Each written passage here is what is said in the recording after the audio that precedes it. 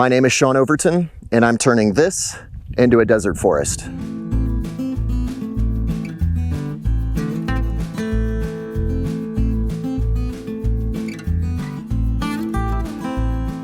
Why am I ruining a natural landscape? To illustrate why I'm not, I'm standing inside of Cottonwood Canyon. Cottonwood, a word that only means one thing: cottonwood trees. If you look around carefully, you'll notice the complete absence of cottonwood trees.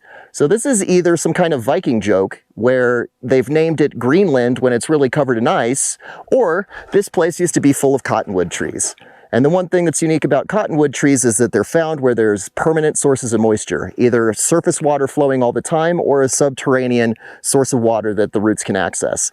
And because I see no cottonwood trees, I know that this probably was covered in cottonwood trees 50 to 100 years ago before it was destroyed by grazing. There's nothing natural about the state of this landscape. When this was covered in grass and trees 500 years ago, you see historical accounts from captains in the U.S. Army all the way to Cabeza de Vaca talking about this area being covered in grass and having substantial sources of moisture. But because I know that that isn't here today, I am very certain that my description in the first video is correct. This is a wasteland, and it's not supposed to be like this. One of the best things to come out of this YouTube channel has been the opportunity to connect with my neighbors much faster than I would have otherwise. Bill Addington is a third-generation resident of Sierra Blanca. He owns a 3,000-acre ranch to the south of here, and I asked him about Cottonwood Canyon, and he had this to say. I have Cottonwood Canyon running through my property. Of course, there's no cottonwoods. There used to be like. Was that the state of it in your lifetime? The 60s, yeah. That's why they call it Cottonwood Canyon. No. Native species compete really well with it, given the right conditions. Okay. You know, because I could show you pictures where there was no saltpeter. It was cottonwood, desert willow, and screwbean mesquite. They call it tornado. Yeah. Yeah, that's all it was. Beautiful. Like that's why that place called Bosque. It's a Mexican. Yeah, place. I know exactly where it is. Bosque. That's why they call it Bosque. It used to be a bosque. A forest. Not of saltpeter and natural trees.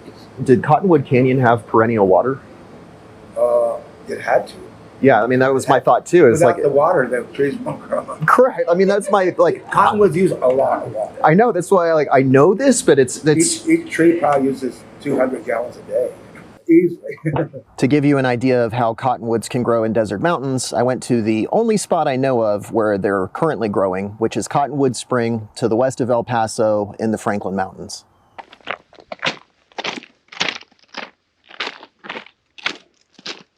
Whoa. All of the reviews that I read about this hike talk about this scree field. That looks mean. I think it's super interesting looking at those rock faces. They're all covered in lichen, which is just super amazing for out here. It's amazing it's growing on this soil. God, it's rocky. I guess that's a yucca. Some sotol, some lechuguilla, prickly pear. Hey, what is that? It's a beautiful tree. It is a cottonwood. You can tell from the leaves. Number one, there's this wet soil here you can see. Honeybees soaking it up. Beautiful grass and dead deer. Which, you know, if you're deer and you're not feeling too good, this is probably a nice place to lay down and really good eating. You don't have to go far, but obviously it didn't work out too well for her. Even though it's not a gushing stream underground, it certainly is. And with that permanent waterlogged soil, it's exactly what a cottonwood tree needs to grow. You can see the cottonwood roots. It's funny, this looks like it's almost an intentional part of the trail, and it's not. The cottonwoods are down there, and they're sending their roots up this hillside, up towards the water, which also has the nice benefit, as sediment washes down the mountain during heavy rains, it's actually backfilling in between the roots themselves, so the roots are helping to build the topsoil. It's not a coincidence on my property where I know the soils are shallow that I have acacias like this growing. But what I'm missing is a cottonwood, or cottonwoods, just like that, where there's a little seep down there, literally popping out of the ground, and the water's flowing just enough that it can water that stand of 4 or 5 trees to keep them healthy. And when you're sitting in there, between this wind and the shade, even though it's July in summer in El Paso, it's nice being up here. Ooh, Got a whiff of that dead deer. This is a really sweet, fragrant scent. And between the wind blowing the scent of these flowers coming over me, and then I'm getting little wafts of decaying deer carcass, it's super confusing for my nose. And that's crazy. That's lechuguilla. Man, that is growing on nothing. And even on this exposed outcrop, you still have this prickly pear growing on literally almost no soil. I don't know what kind of weed that is, but probably looks like my allergies would not like it, but I would love to have it on my ranch because that's the kind of stuff I need to get my soils going again. Look at that cottonwood grove. God, it's pretty.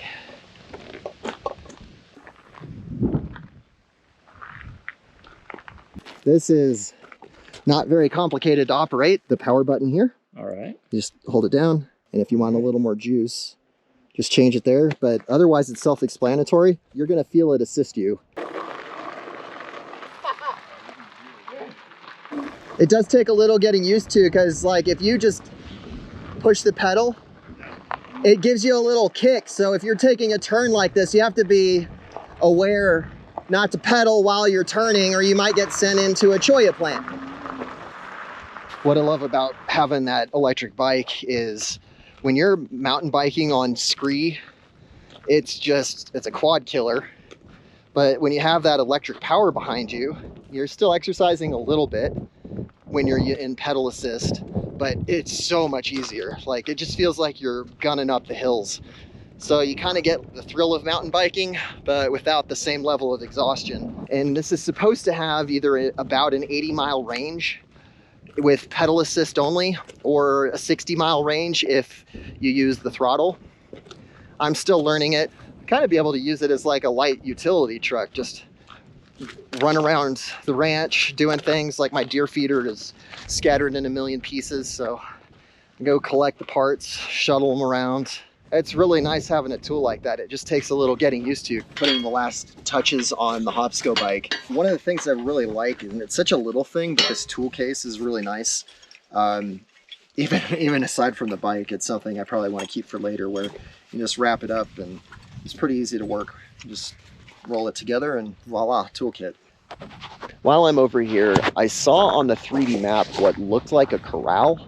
It's a rectangular perimeter, and it's just right over there. So I'm gonna go take the bike just a little bit further and see if I can find it. And if you're a member of my Buy Me a Coffee monthly membership, you can see that on the Google Earth file. If you're not a member, you can go to the link on the screen and it'll show you how to sign up. But I'll make sure to mark on the point where that is, so that you can see this scarp that I'm standing next to, and then the corral over there, if I can find it. That's what's cool about that drone map, is you find random stuff. Now, I actually walked over with Charlie yesterday and we found fencing like this, but it was on the other side of the canyon and we had to throw it off the cliff. Now, I don't actually know, I can't even fathom what this was for. Like, maybe this was for goats. Oh, it was for sheep. This place used to be a sheep ranch all the way up through the 1980s. You heard it directly from Bill. This isn't some kind of old wives' tale. Bill was around. Bill saw cottonwood trees in this area, in Cottonwood Canyon. The only way that happened was livestock eating too much grass, water not staying in the soil, no water, no trees. Thank you for watching.